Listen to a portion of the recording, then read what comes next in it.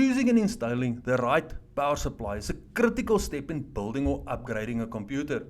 It's not just about getting power to the system, it's about making sure that power is stable, sufficient, and suited to your hardware. I'm James. In this video, we're continuing the computer power supplies. Module B, power supply installation, where we'll focus on both selecting the right PSU and installing it correctly. This topic, part of the CompTIA A+, it is essential knowledge for anyone preparing for a career in IT or hardware support. In this lesson, we'll look at describing the specifics that you should consider when selecting a PSU for your computer, installing a computer power supply safely and correctly. By understanding both selection and installation, you'll be able to choose the right PSU for different systems and ensure it's set up in a way that keeps the system running efficiently and reliably. Let's get started by looking at the key specifications to consider when selecting a power supply.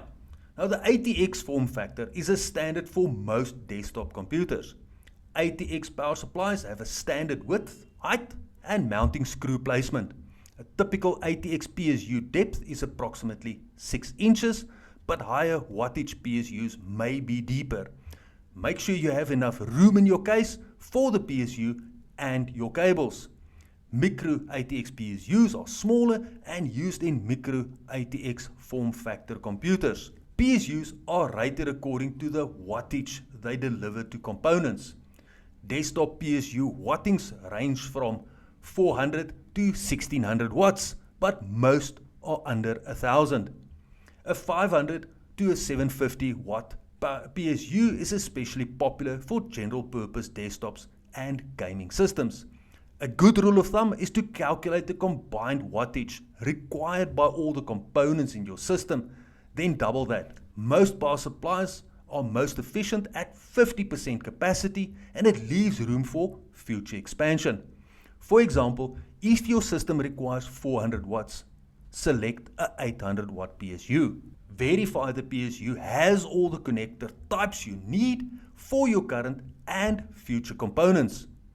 If you're replacing a PSU for an older computer that has a 20-pin ATX connector and Molex drives, consider a PSU with a 20+4 connector and some 15-pin SATA connectors for future upgrades. Now, in a single rail PSU, all components share a single 12-volt circuit. In a multi-rail PSU, separate 12-volt circuits are used to provide extra protection against power spikes. Multi-rail systems offer safety advantages, but it becomes important which connector you use for a given component. Output and other voltages such as 5 volts or 3.3 volts is on a separate rail from the 12 volts. These usually share a single rail due to lower demand. All power supplies are labeled with the voltage they accept. A single voltage PSU works with either 110 to 120 volts AC or 220 to 220 volts AC, not both. Dual voltage PSUs accept both automatically or may require switching manually. PSUs comes with different internal fan sizes. Smaller fans spin faster and tend to be noisier. Larger fans spin slower and are usually quieter. Make sure there's enough room in the case before selecting a larger PSU. Energy efficiency is the ratio of useful power output to total power input. Efficiency is expressed as a percentage. For example, an 800 watt PSU with 80% efficiency can deliver 800 watts but may draw 1000 watts from the wall. The remaining 200 watts is lost as heat. Consider a PSU with a higher efficiency rating to reduce heat and power consumption. Energy Star's 80+ certification program provides several efficiency levels. Now, in enterprise environments, you may need a redundant power supply configuration. Now, redundant PSUs include 2 or more PSUs in a single system. If the primary PSU fails, the standby PSU instantly takes over without interrupting power delivery. Now, if you're replacing a PSU, the first step is to remove the old PSU. You'll need a screwdriver, typically a Phillips. It's recommended to use an anti-static wrist strap or ground yourself before handling components. When installing a PSU, you must be sure to protect your computer component from electrostatic discharge. First, power down the computer. If your PSU includes an on-off switch on the back of the case, flip it to the off position. Unplug power cable from the wall outlet. Unplug all cables from the PC case, starting with the power cable. Open your computer case. A quick tip, make note of or take a photo showing where each power connector is connected. Now this makes it easier when connecting the new PSU to internal components. Detach all power connectors from internal components in the motherboard. To remove motherboard power connectors, release the clip located in the middle of the connector and pull the connector up. Remove the screws holding the PSU in place. Pull out the old PSU along with the wires and connectors. When installing a power supply, you must protect your computer component from electrostatic discharge. If you're replacing a PSU, remove the old power supply, open the PC case before installing the new one. Place the new power supply into the location inside the case. Secure the power supply to the case using the included mounting screws.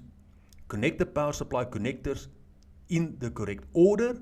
If you remove the old PSU and took notes or photos of the connector locations, use them as your reference.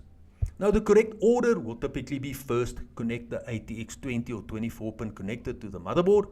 Secondly, connect the ATX 4 pin CPU power connector. Third, connect the drive connectors. And finally, connect the PCI Express power connectors to the graphics cards. Now, if you have extra power connectors and cables that are not being used, gather them, use a tie wrap, position them away from fans and airflow paths. Good cable management improve airflow inside the case. Close the computer case. If your PSU is a dual voltage unit with a manual switch, set the switch to the correct voltage for your location. Reconnect all external cables including the power cable. Plug the power cord into the wall outlet and boot the computer to verify that all power components function correctly. Now that brings us to the end of this lesson on power supply installation. Being able to choose the right power supply, install it correctly, is an essential skill for an IT technician. From understanding key specifications like wattage, efficiency, making sure that all components are properly connected, each step plays a role in keeping the system stable and reliable. These concepts are part of the CompTIA A+.